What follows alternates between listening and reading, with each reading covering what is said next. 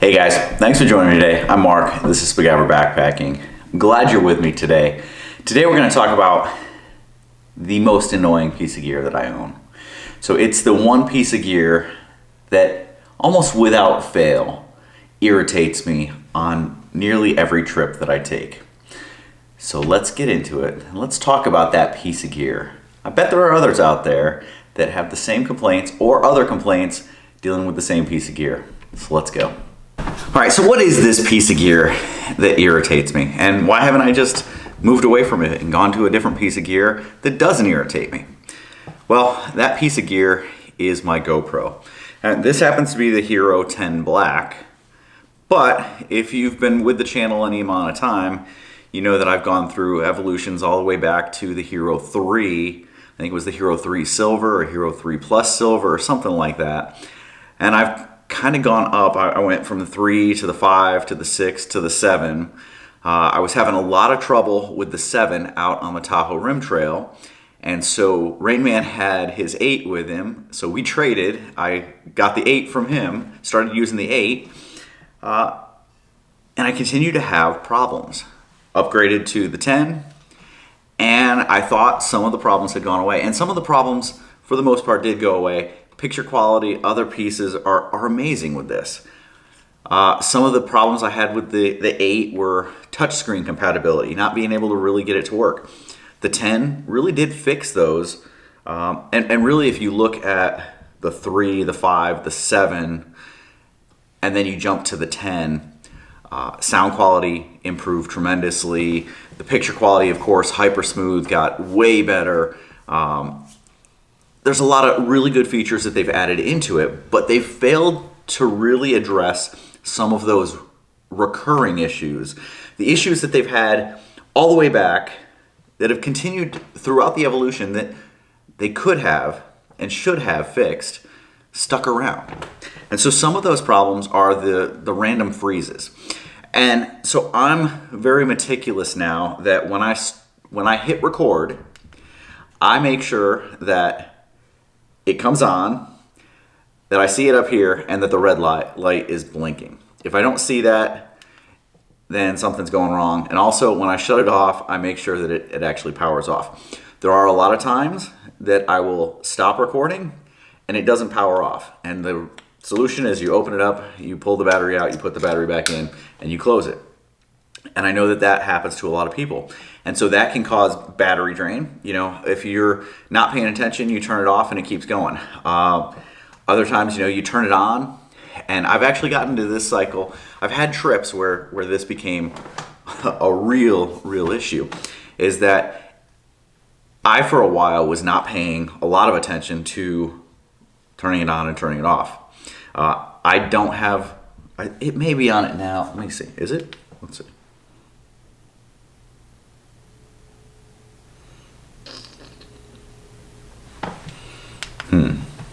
And now it's not going to work at all.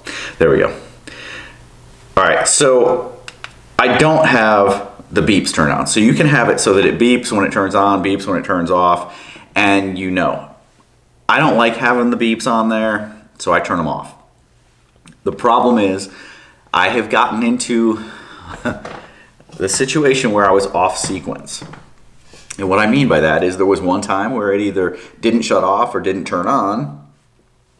And so I hit record, and it wasn't on this one. It was one without the front screen. That's one of the additions that this one made, the 10, that makes this one so awesome, is that when you turn this one on to record and it starts recording, not only does it have the back screen, it's got the front screen. And so you can really position yourself so that you're getting the best shot possible. And it keeps you from getting into stupid situations like I got into. I'm sure it was either with the 7 or the 8. But I was out on a trip. It was a trip with Rain Man, I'm sure. And I got into the off sequence. What I mean is that I thought it had turned on at one point. It didn't. And so I thought I had turned it off. And I got into where I was turning it on, thinking I was turning it on, and I was turning it off. So when it was stowed and it was on my shoulder strap, it was recording.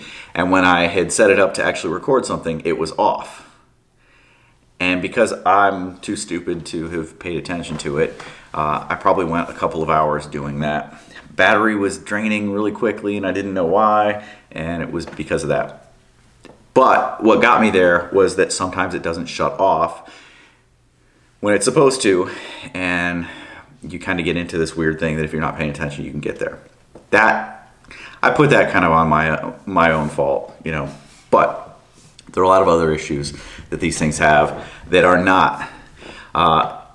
You will get card errors quite a bit, and you have to go in, a lot of times you have to go in and format the card to get started. What the problem is with that is that, you know, depending on how bad that card error is, how persistent and recurrent it is, sometimes it's just 1 or 2 times and you reset it, it goes away, you pull the battery out and you're able to keep going. Other times it just keeps popping back up and you have to do that format. The problem with that, if you format your card, anything that hasn't been transferred to a computer or to another thumb drive or something is gone.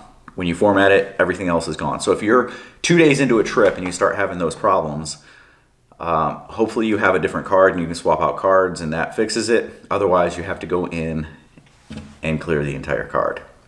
Or start filming on a different device, which is something I have done in the past as well. The single biggest complaint I have with this, they bill this as an action camera. If you go on the GoPro website, there are plenty of videos of people out snowboarding, skiing, snowmobiling, mountain biking in winter, doing all kinds of cool extreme sports in the winter. And somehow they're recording. Somehow theirs is working. I get mine in the cold, and it's not just this one. Every single GoPro I've ever owned, you get it in the cold, and it may work for a little while, but once the actual thing becomes cold soaked, once this camera becomes cold soaked and the battery gets cold, they fail to work. If you've got a full charge on a battery, it will work for a little while. I've been finding somewhere between 50 and 75%. Once it gets into that range, you're kind of iffy whether or not it's going to turn on. And once it gets below 50%, you're not going to have, your GoPro isn't going to work. It's just not going to work if it is cold. So they have come out with a solution to this, or they claim there's a solution to this, and that's the Enduro battery. So I have finally gone ahead, bit the bullet, and ordered some. You don't know how many times I've been out. So right now, the way I've got this thing set up, I've got it on this snap mount. If you guys haven't used a snap mount before, it's a pretty cool device. It's a magnetic back mount. You can actually use it like as a little tripod. You can set it up, set it on the table, set something on it, like a log or whatever, a piece of wood, and you can use it kind of as a little tripod like that. This thing's magnetic. You can stick it to metal surfaces, it'll stick. But if you've got the other piece to it, now it just clicks on. And so now I can use it with my tripod, and when I'm done, I can just pull it off. It's a pretty solid. You can hear how it goes on there.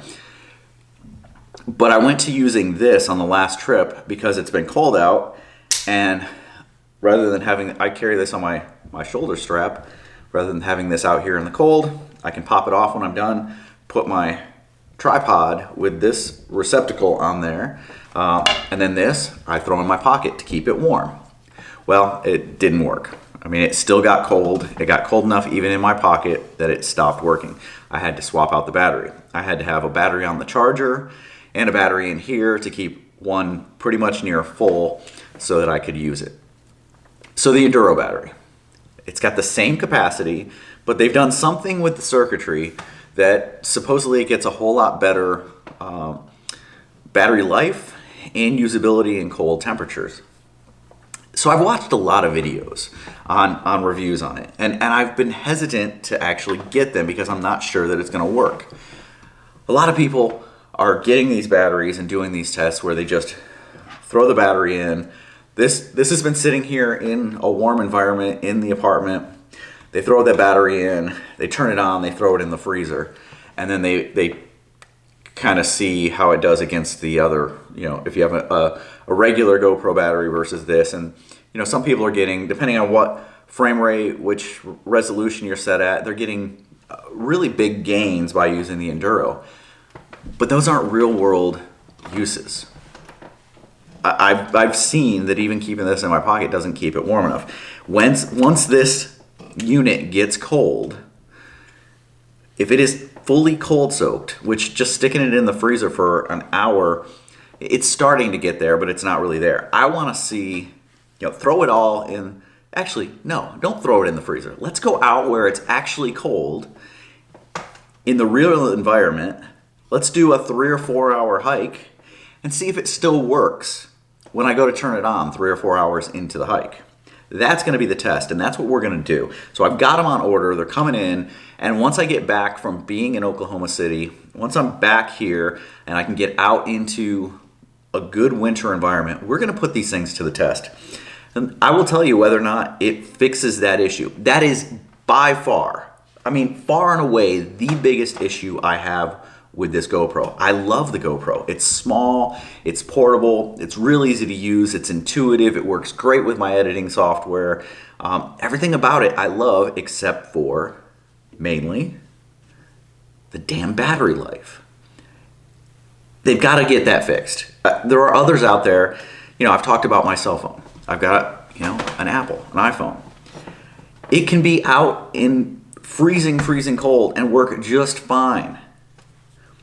This thing, it starts getting cold, it shivers a little bit, and it's dead. And that's with me trying to protect it. Meanwhile, the iPhone is up in a hang time hook in my hammock overnight, not hooked to a charger, just there. Went to bed, it was at 27%. I wake up, it's at 25%, and it still works. It can still go out there and record video for me. This thing, well, it becomes a paperweight. It becomes just extra weight I'm carrying because the batteries suck and can't keep up with the cold. So let's find out how the Enduro batteries really work. There's going to be a part 2 to this where I get them, I throw them in here, and we put it to the test and see, do they really make an improvement? Appreciate you guys checking this out. If you have problems with your GoPro, if you have any of the versions of the GoPro and you've had issues with them, whether they're ones that I talked about here or different ones, leave them down in the comments below. I want to know about them. Let's see how many are out there. Maybe GoPro sees this and starts taking notice. They won't, because there's a lot of bigger YouTubers out there that have millions of subscribers that have done videos similar to this talking about issues, and GoPro does nada. So yeah, that's wishful thinking. Anyway, we can vent to each other, get a little of that frustration off of our chest, so leave them down below. If you're using a different camera system and it works great in the cold, I want to know about it, because that may be the next camera system I check out if the Enduro battery doesn't fix my problem. All right, guys, thanks for checking this out. I will see you guys down the trail.